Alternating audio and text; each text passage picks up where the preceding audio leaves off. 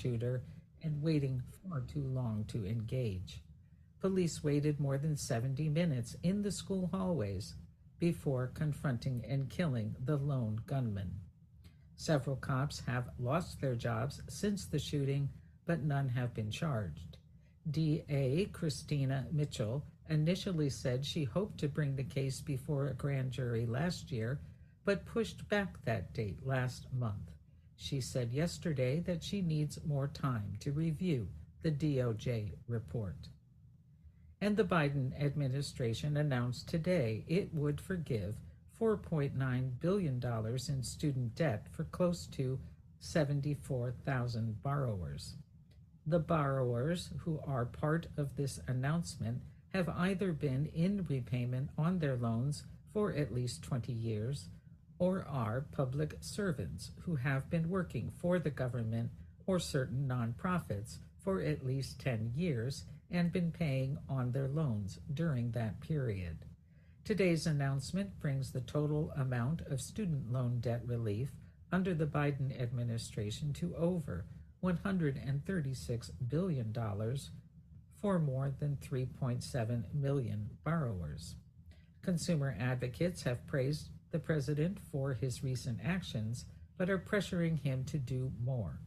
On the campaign trail ahead of the 2020 presidential election, Biden vowed to cancel at least $10,000 of student debt per person. And in weather today in Washington, it is 31 degrees with snow showers expected through early evening. Tomorrow, skies will be partly cloudy with daytime highs forecast in the mid-20s. From WPFW News in Washington, I'm Sue Goodwin. Just give me a thumbs up when you want to come in, okay? Okay. Okay, got it.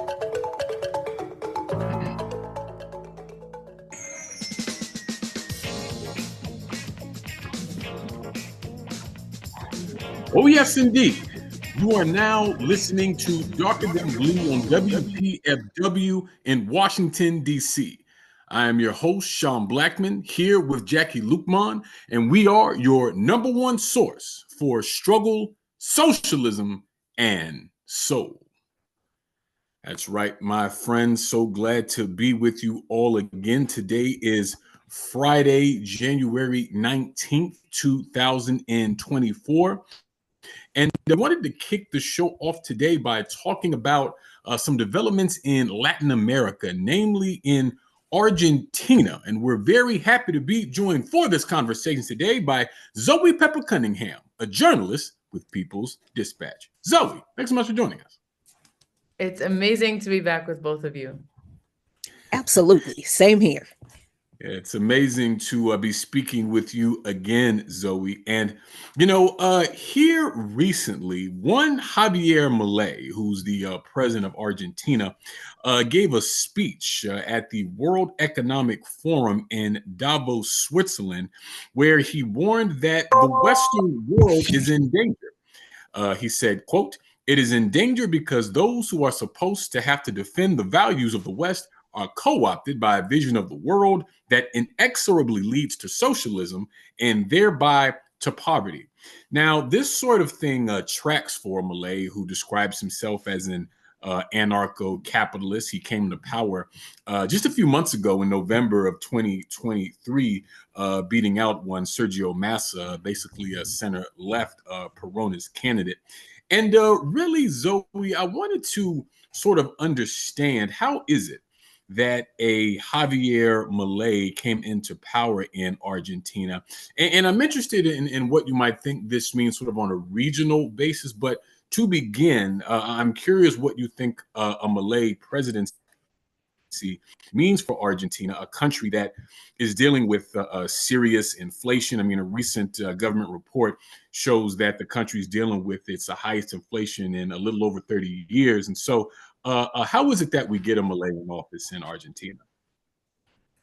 Well, I think it's a great question. And I think the case of Argentina really speaks to a trend in our time where, when neoliberal capitalism destroys societies, destroys economies, destroys people's well-being, it creates conditions where figures like Javier Milei, who despite professing that he plans to work in complete contradiction to the needs of the people and to the well-being of the people, is actually able to defeat someone who has marginally better policies and actually promises to preserve welfare and social security for the people.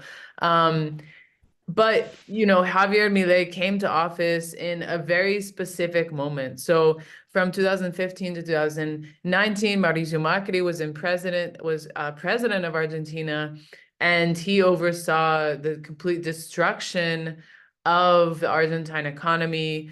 He took out, $1 billion IMF loan, which is a loan that is highly contested, and many different organizations and political leaders have actually called for the investigation of this IMF loan because of where the funds actually went. They accuse big capitalists in Argentina of just stealing this money and not actually investing it at all in bettering the lives of the people.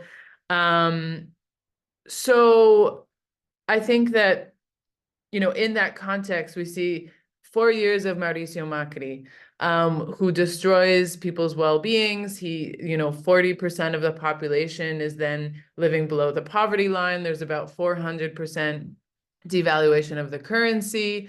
And from there, we move to Alberto Fernandez, who wins the elections, with a broad coalition, very, very broad coalition of people who were just anti-Macri. They said, whatever happens, we just need him out. And when he was in office, he essentially did not change the conditions of the people. The COVID-19 pandemic came around. Argentina was already in a very delicate economic position and situation, very low reserves of foreign currency, having to negotiate the repayment of the massive IMF debt. And essentially this sent the economy further in a tailspin, further devaluation of the currency, record levels of inflation, as you mentioned, Sean, and people saying, okay, well, you promised you were going to be different, but somehow things are actually worse. And all of the values of, upholding the people and making sure that the interests of the people are put first are not actually being implemented. And then when the elections come around, you have someone like Javier Milei, who's completely crazy and completely backwards and, just all around a horrible person. But he says, I'm going to bring around change. I'm not like them. You've probably never heard of me. I will dollarize the economy. All I care about is that people can be wealthy. It doesn't matter if, the person who doesn't work becomes wealthy. What I care about is, looking out for the big guy, looking out for people who are really working hard. And he says, I'm going to dollarize the economy. Some people actually, they really spread the message that dollarize meant if you're making 100,000 Argentine pesos, which is really not a lot, that you would making $100,000. So there was massive disinformation, people in a state of complete economic crisis. And then you have this guy come in and he says, just take a chance on me. And that's what happened. And now, of course, he is implementing his anti-people policies. He is implementing these massive cuts, and people are seeing the results that actually their livelihoods are not getting any better.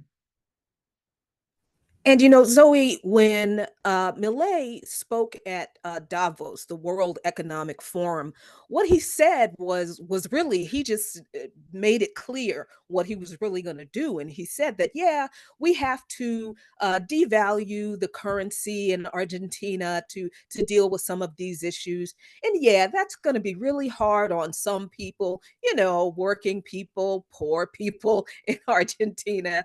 And he says this in the context of saying that socialism is the great threat to global economic progress, when he's actually taking money, funding from social programs to allegedly fix the inflation problem in Argentina. And I'm wondering what the what the dichotomy in response is between the people at Davos who heard this. Of course, those people are not socialists. They're all capitalists. They're all neoliberals. They all don't care about what working class and poor people do or how they fare, as long as they continue to make billions off of the capitalist oppression of those groups of people. But I also wonder what that speech and what the admission from Milei has done to the Argentinian people. I mean, have they been responded like, has their response been, oh no, this won't stand, let's organize, let's take to the streets and get rid of this guy? Or has there been a different response? Yeah, it's a true accomplishment to actually shock the capitalists of Davos, but somehow Javier Milei went even further. I think he says, as they say, he says the quiet part out loud. I mean, what's funny is that the two main items on the Davos agenda was like gender equality and environmentalism. And of course, we know that capitalists really don't care about this, but they try to pinkwash, they try to greenwash their crimes, saying that they work to protect the environment. And what's funny is that he went up there and said, this is complete ridiculousness. Libertarians don't really like the putting money into solving gender inequality is a waste of money, and that environmentalists are, ridiculous, and why should we care about this? So it's kind of funny because he's so brazen in his complete allegiance to like no state and complete capitalism. But this is, and I think people around the world were shocked. They really saw him on the world stage saying these really wild things that if you haven't been following the presidential election last year and haven't been following Argentina the last month, it would actually come as quite a shock. But I think that this comes in a context where the Argentine people are rigorously organizing and mobilizing against Milei. Within 10 days of him being sworn into office, he had already implemented his first decree to attack labor rights, to attack fuel subsidies, to attack the very basic policies which were actually maintaining the Argentine people just a little bit afloat. And so, in response to this, people were already mobilizing. The major trade unions had been taking to the streets, social organizations.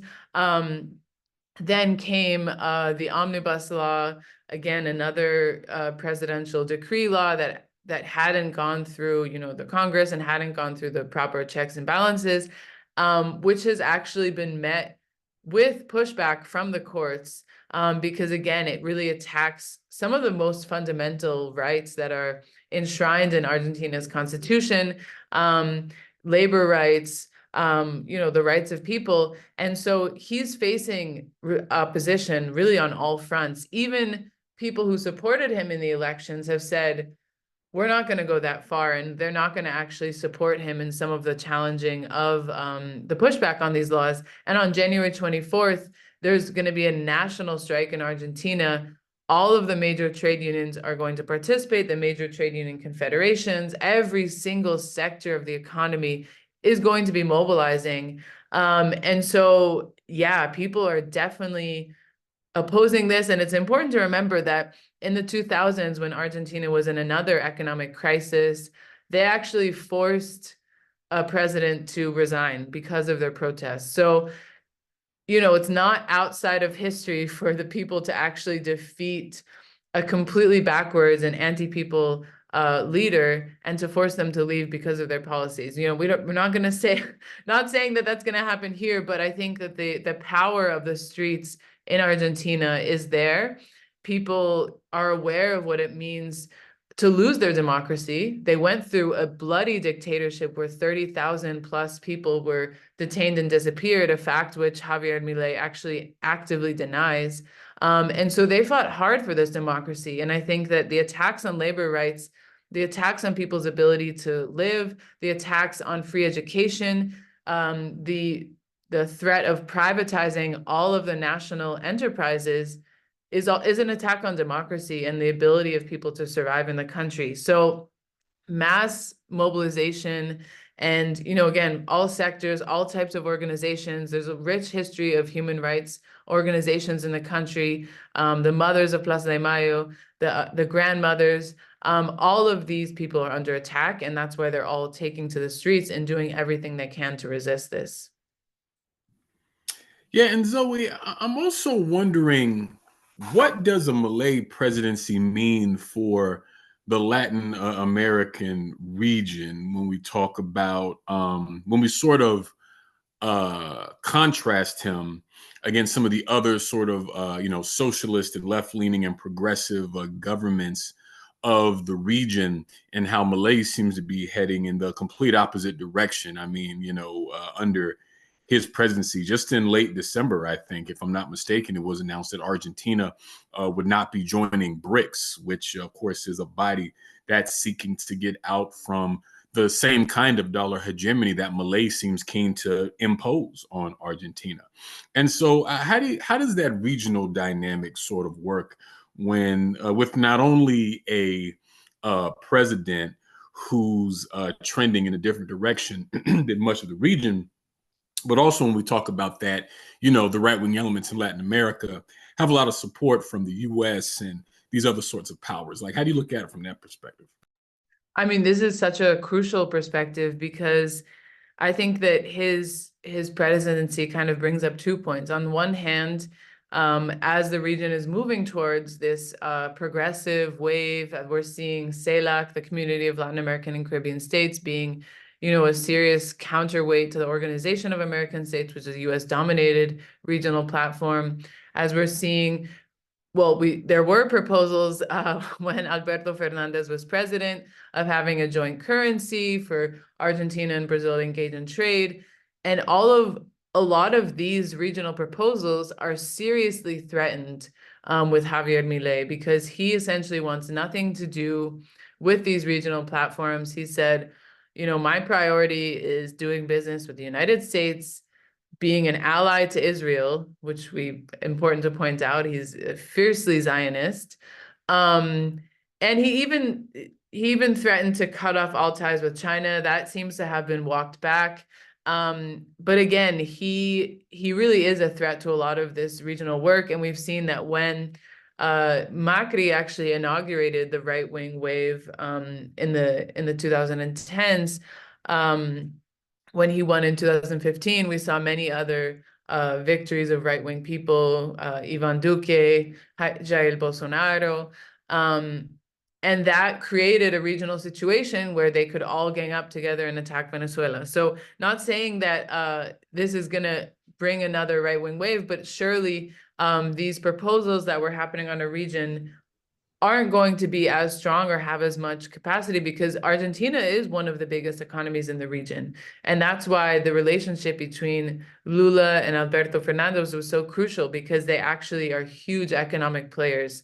But we'll see how long Milei can really survive with having this isolationist proposal. But I think the other point that's important that, the victory of Javier Milei kind of points out in the region is that when you have progressives who are sort of in the center winning in this liberal democracy, that doesn't mean that you've defeated the far right, and that doesn't mean that the far right can't grow and continue to strengthen itself while being president.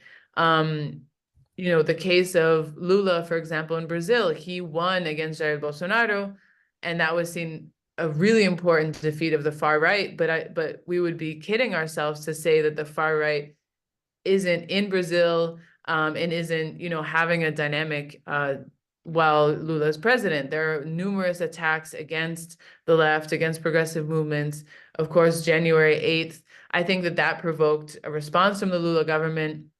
But it's an important reminder that, as we continue to, as long as you're trapped in a capitalist system and under capitalist dynamics, there is going to create these conditions where maybe marginalized people will flock to the far right. And so I think that it's a reminder that people have to take this seriously, and they have to really contend with the conditions of inequality and these real economic factors, these material reasons of why the right continues to grow. And I think, for example, many people have brought it up in Mexico, for example.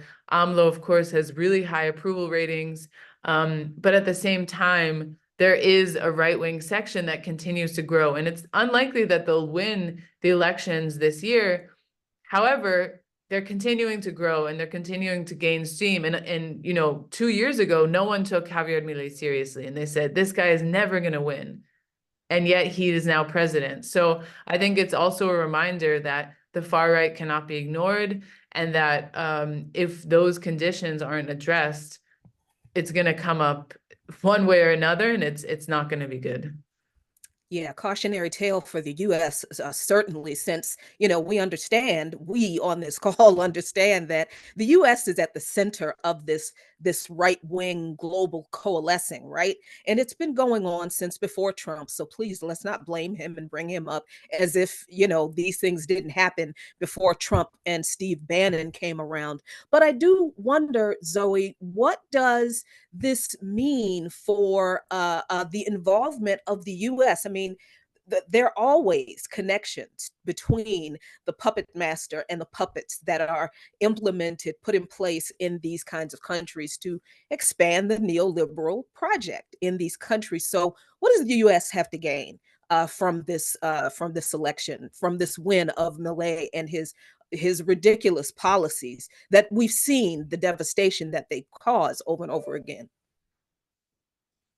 Well, I mean, I think that the US, perhaps under Joe Biden, is not super happy that someone like Javier Milei is president. And I think that his kind of brazen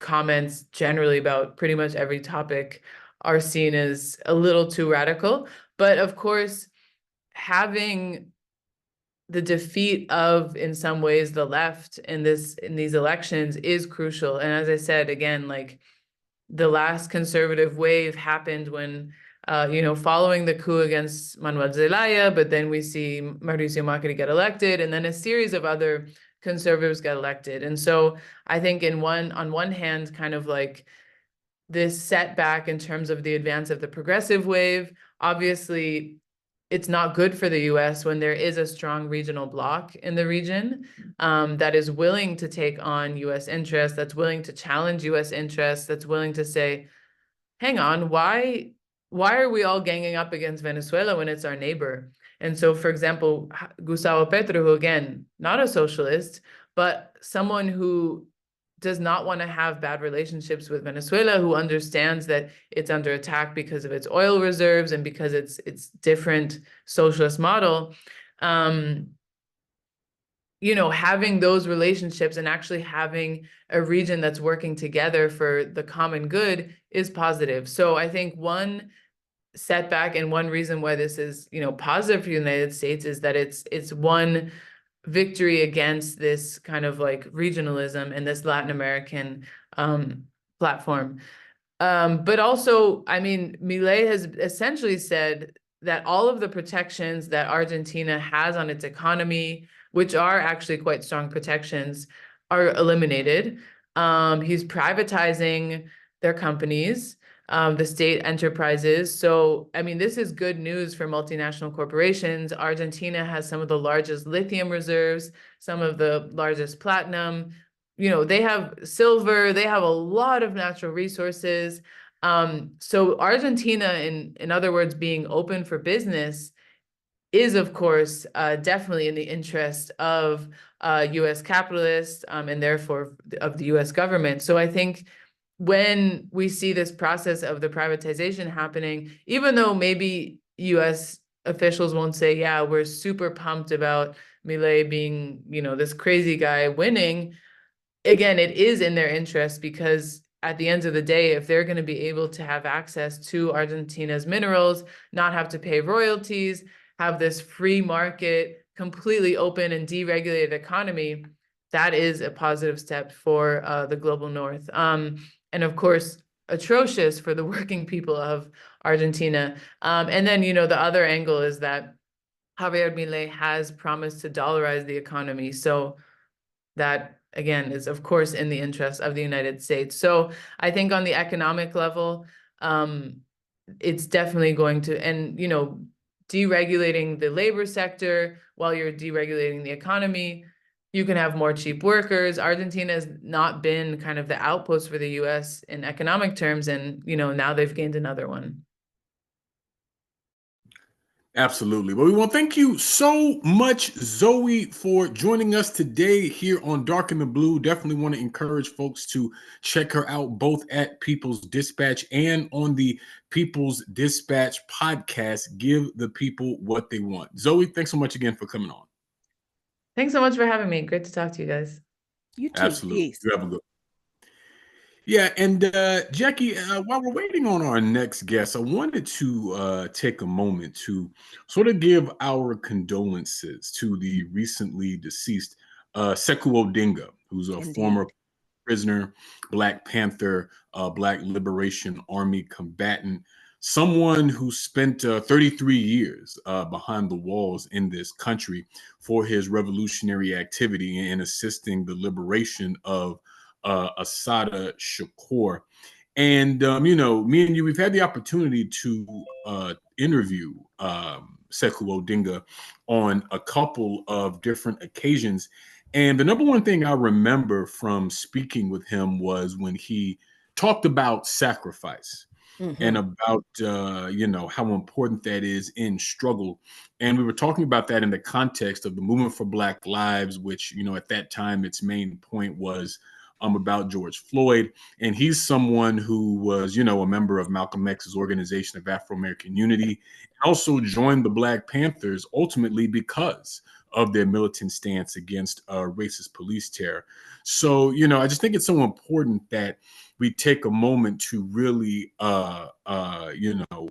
give people like Sekou Odinga his due. I believe he was first released in 2014 because this is someone who paid a serious price for being engaged in struggle and showed a lot of us just what that sacrifice means, Yeah, absolutely. And the fact that we did have the opportunity to speak to him, just like we did Albert Woodfox, just like we have other political prisoners who we were, honestly, for me, and I know what it was for you, an honor to get guidance directly from these giants in the struggle whose footsteps we continue to walk in.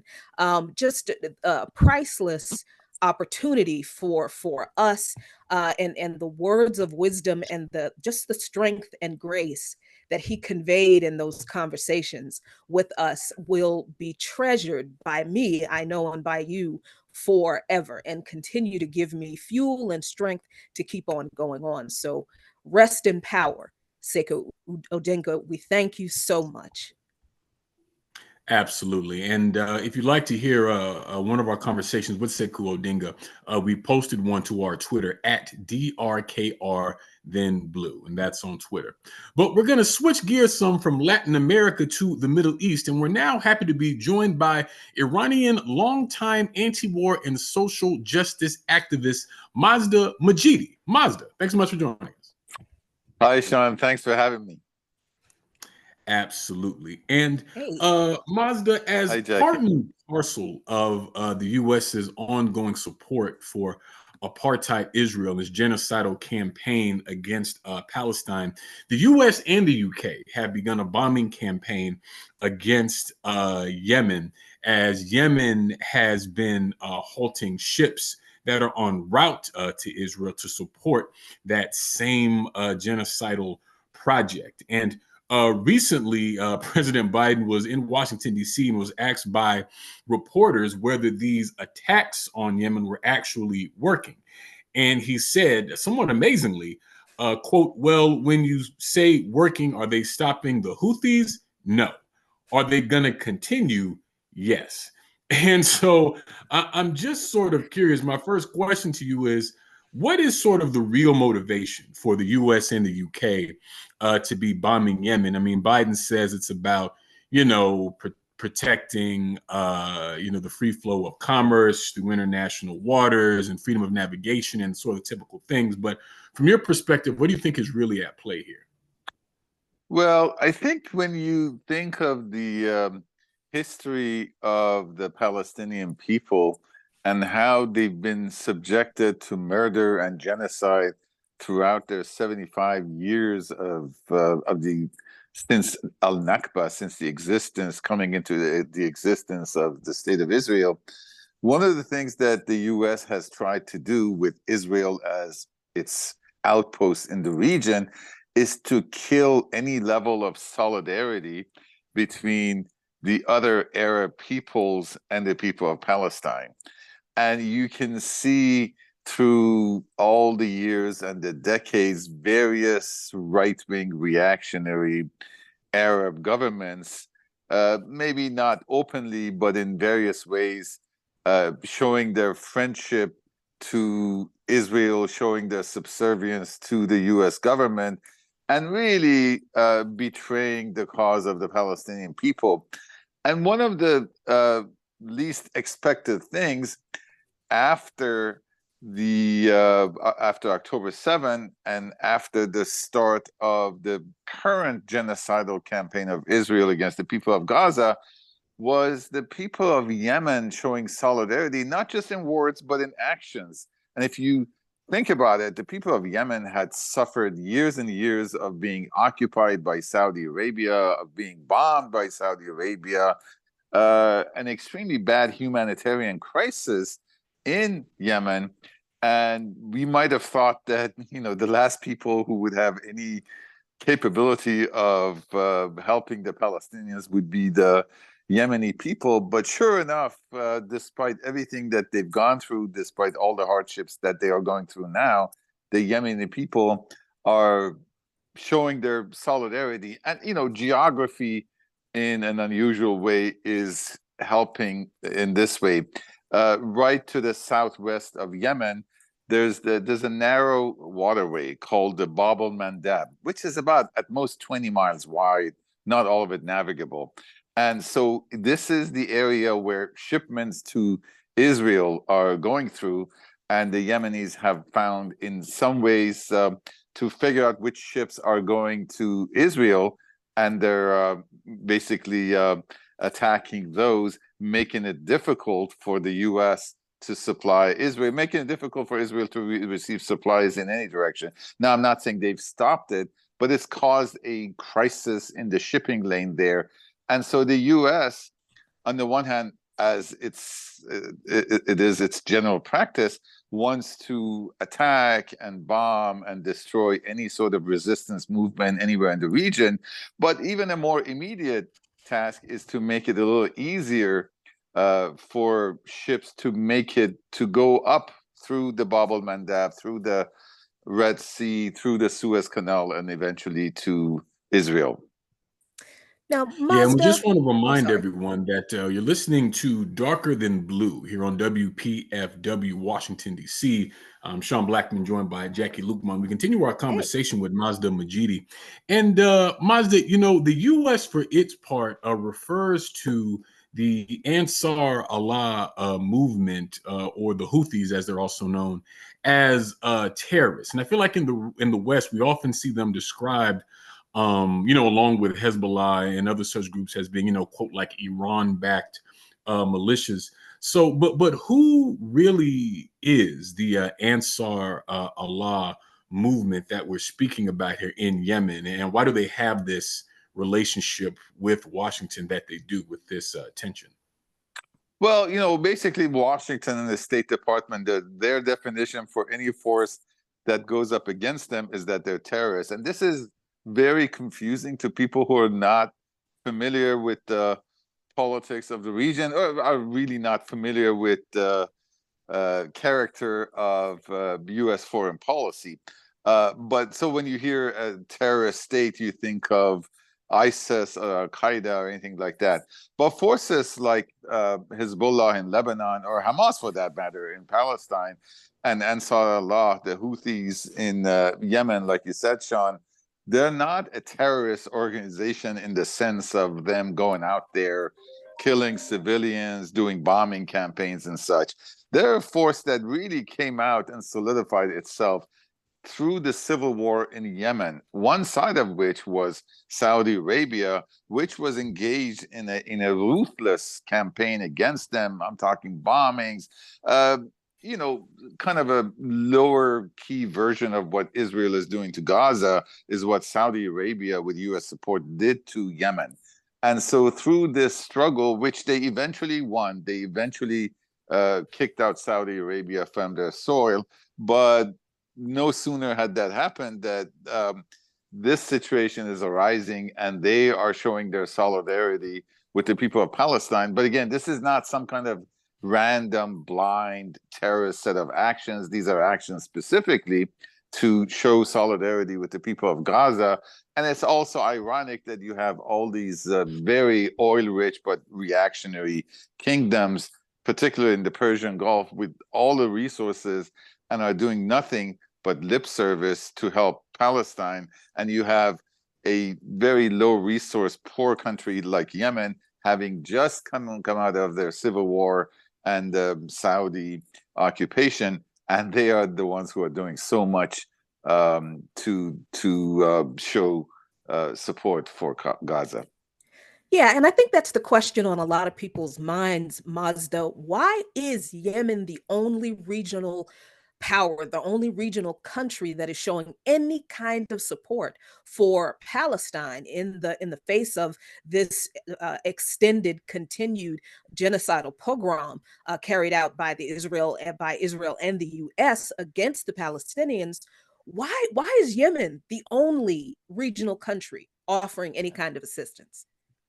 Well, Jackie, that's a very good point. I mean, we have to go back to just 3 months ago when Mohammed bin Salman of Saudi Arabia was saying that it's only a matter of weeks or months before we will accept the Abraham Accords, meaning that Saudi Arabia, United Arab Emirates, Kuwait, Jordan, Oman, and the rest of them would just basically normalize their relations with Israel. And Israel is a state that not only is its very foundation based on the forced removal of the Palestinians from their land, but basically they have so much occupied land that is against international law, and they don't even have any recognized borders, because so much of like the West Bank, Gaza, all of that is occupied land.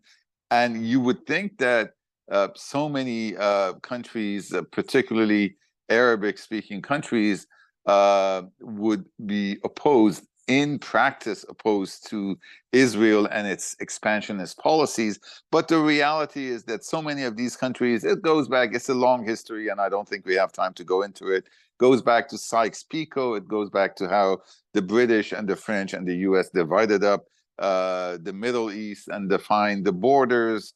And a lot of these oil-rich states are really ruled by corrupt reactionary leaders who are interested in nothing other than lining their own pockets. So whereas among the people of the Middle East, there is virtually unanimous support for the Palestinian people, the states do not reflect that. Although I must say there's so much pressure on these states that at least in words, they're no longer supporting Israel. They're no longer talking about the Abraham Accords. And at times in words, they're condemning Israel. But there's so much they could do, which they are not doing. And again, ironically, it falls on Yemen with its very limited resources to do what it can to condemn the genocide being committed by the Israeli state. Yeah, and sort of speaking of that regional aspect of things, Mazda, I mean, really just a couple of weeks ago, I mean, Washington was making a big deal out of this, Red Sea Alliance, this supposed coalition of different nations that was going to help the U.S. Slow up what Yemen was doing there. But I mean, it seems that many of the countries that were supposedly attached to this alliance didn't really want to be associated with it. And this really seems like an unwise move by the U.S. And what I'm referring to, of course, is this bombing of Yemen, because this seems to intensify this potential for a sort of broader regional conflict over Palestine. So I was hoping you could help us sort of understand some of those dynamics and why perhaps other countries aren't as eager to go after Yemen here. Well, I think the U.S. is kind of walking a tightrope. On the one hand, the U.S. absolutely does not want to grant Israel its wish to turn this into a regional war. I mean, the attacks that Israel took from the Hamas movement, and it wasn't just Hamas, by the way, other resistance movements in Palestine as well, was unexpected. And this was after years of Israel having declared Palestinian resistance dead. Now that that's happened, and now that Israel really can't go back to claiming its absolute security in the region and so forth, Israel wants to expand this into a regional war. And, you know, Netanyahu basically has built his political career on being, quote, tough on Iran and trying to start a war with Iran. But Israel is not large enough, nor does it even have a border with Iran. So basically what it has wanted to do is to get something started and get the US to pick it up. So Israel wants a war because from its perspective, it won't have to fight it, the US will. Now, the US is waiting. Why am I saying the US is walking a tightrope? Is that on the one hand, it wants to put down resistance to the current order, to US domination, to what Israel has been doing in the region. And so it can't do nothing. It has to show that I'm still, you know, a power in the region. But on the other hand, it needs to do just enough so that it does not start a war, because the US, having experienced its practical defeats in Afghanistan and Iraq, it does not want a repeat of that. And especially it does not want to start in an all-out war with Iran. Now, don't get me wrong, the US would very much like to overthrow Iran and Syria and, you know, Lebanon for that matter, but it does not want to get into a war. So the US wants to show support. Of course, it continues to supply Israel with the weapons and the ammunition that it is using to carry out its genocide, but it's trying not to get it into you know, an all-out war against Iran with a, you know, bombing campaign. And Israel itself would not be immune from significant damage if such a war would break out.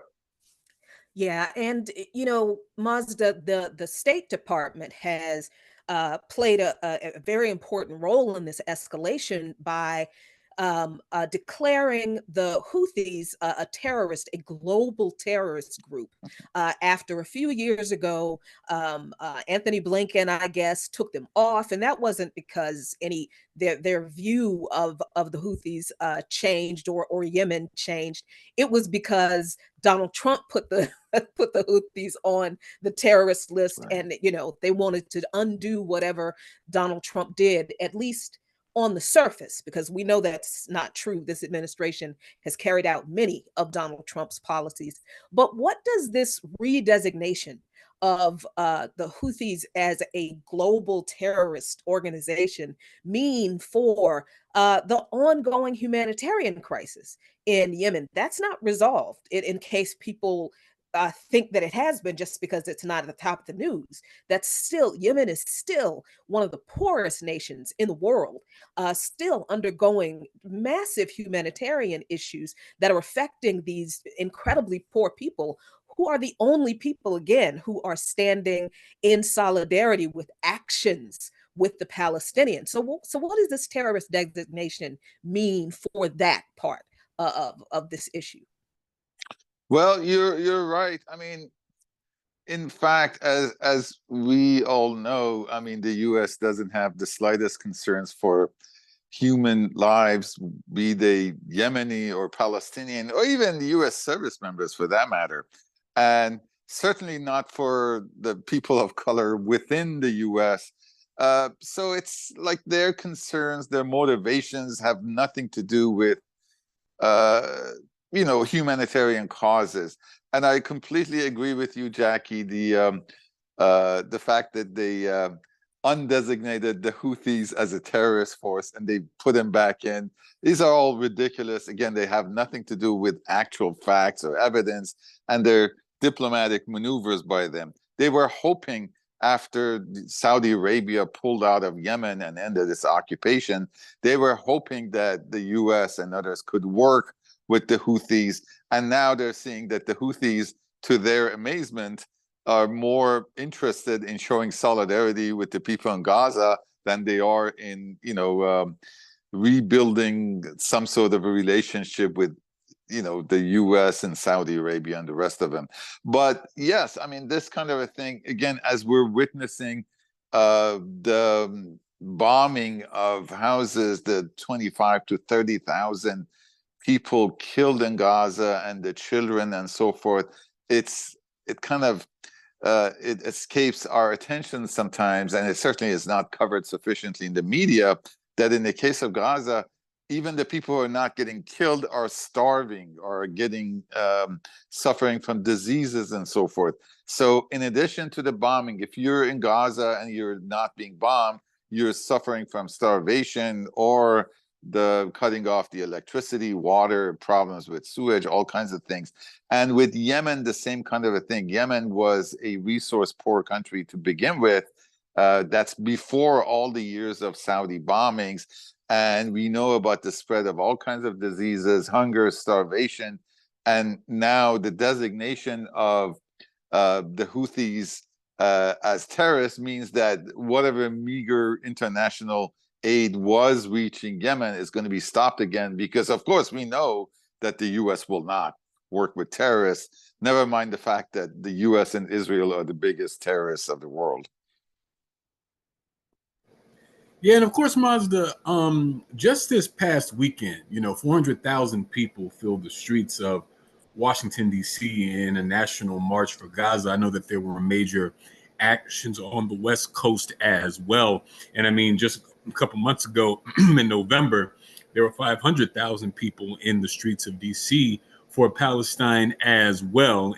And that's just talking about the U.S. But I mean, we've seen solidarity demonstrations and marches and rallies for Palestine all across the globe. And I mean, we've been talking about Yemen. I know there was one demonstration where there was 1 million people in the streets for Palestine. And so speaking about how this could impact Joe Biden, who already wasn't doing great in the polls before October 7th, but has now seen a serious drop in popularity amongst Arab Americans as a result of this. And, we're now in 2024, an election year where Biden will be poised to go up against Donald Trump once again. And so I'm wondering how you see the Palestine issue reflecting on the U.S. Political landscape with all of the tensions and contradictions that are inherent there.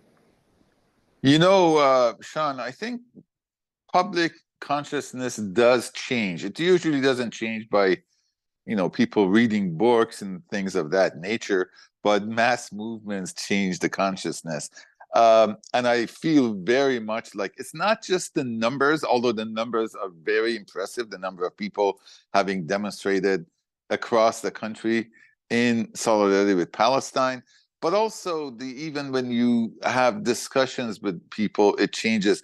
Let me give a historic example. I'm old enough to remember the anti-apartheid movement in South Africa, and the US, I mean, whether it was Ronald Reagan or the corporate media, all of them. I remember the time when they used to call the ANC, African National Congress, and Nelson Mandela terrorists. And of course, Nelson Mandela and many others were lifelong fighters, against the apartheid state, against racism in South Africa. And yes, Nelson Mandela himself was one of the leaders who believed in armed resistance to the apartheid regime. And so he was called terrorist for years and years while he was in prison. But something clicked, something changed. The public consciousness was raised, at least in part, due to many anti-apartheid actions in the US and around the globe, to the point that finally, when he was released, when Mandela was released and he traveled to the US, now, he went to the halls of Congress, and all these Congress people, Republican and Democrat, were shoving each other aside to take photos with Mandela, who used to be called a terrorist, but now they were forced to accept him and the African National Congress as really freedom fighters and heroes that they were. I feel like we're not quite there yet, but I feel like consciousness has shifted. How will that affect the US elections? I don't know, because it's hard to imagine this, but the Republicans are even more pro-Israel than Biden is. And at least Biden is showing some tactical differences with the Israelis. But it is certainly true that while even in the anti-war and in the progressive movements, expressing solidarity with Palestine was often considered something by the more liberal, moderate forces as, quote, divisive.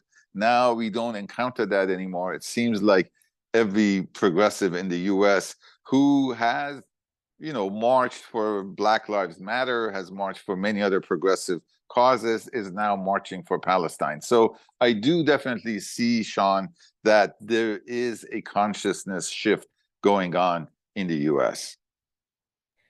And Mazda, I don't think we talked explicitly about Hezbollah, because they're the other boogeyman. They're the other regional boogeyman that the U.S. always brings up.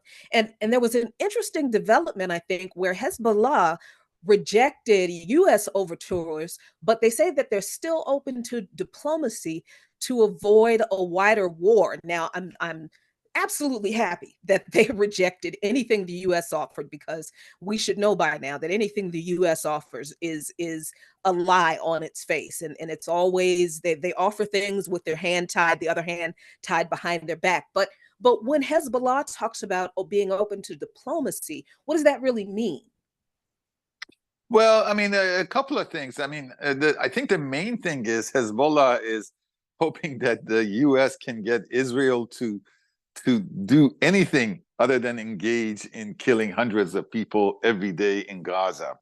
Whether it's Hezbollah or Hamas, all the forces in the region, as they're facing much superior forces in terms of armaments, of course, they do and they have to be open to negotiations.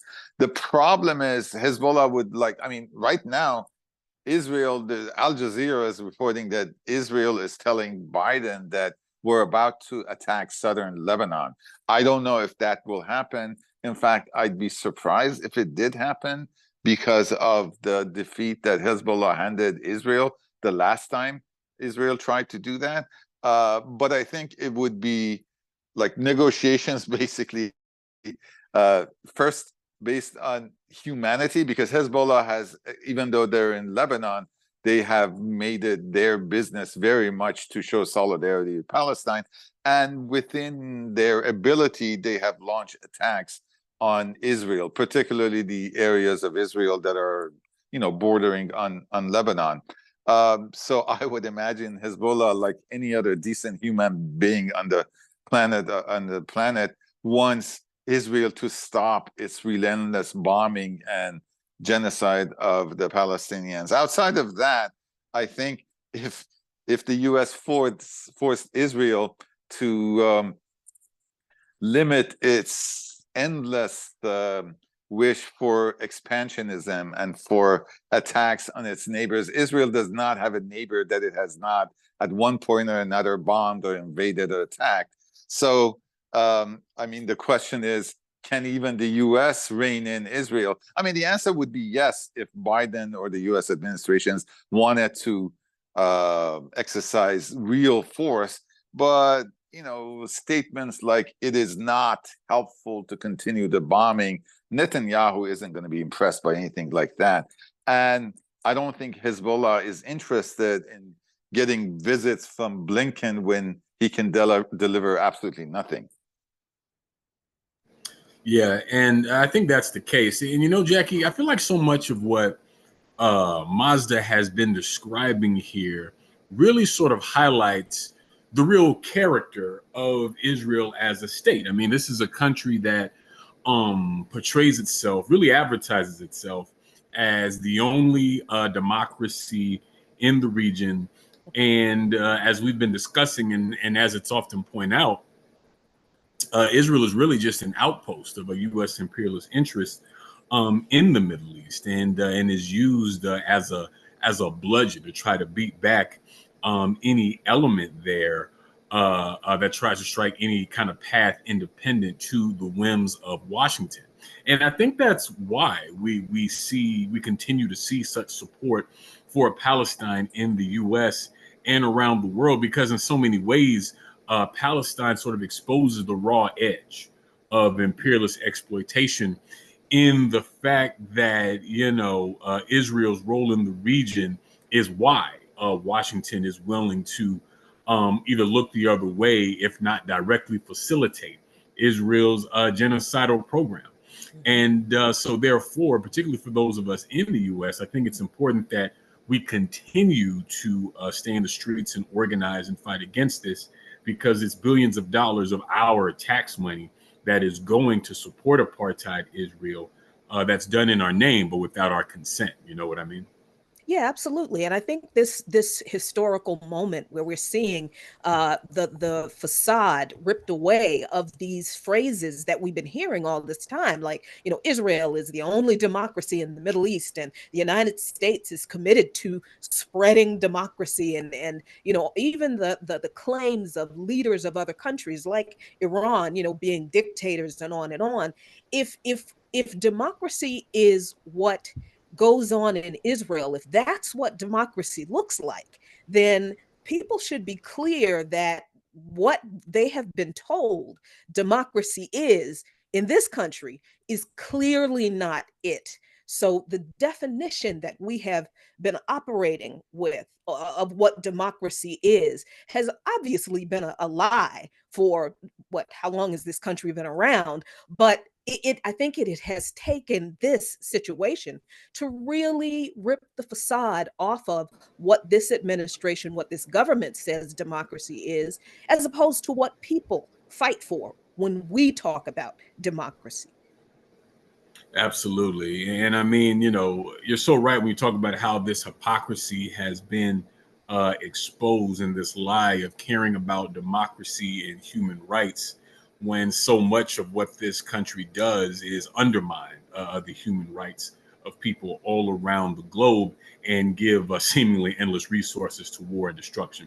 Well, we want to thank Mazda so much for joining us today. Also want to thank our guest earlier, Zoe Pepper-Cunningham. That'll do it for today here on Darker Than Blue on WPFW in Washington, D.C. And we will see you next time. Peace.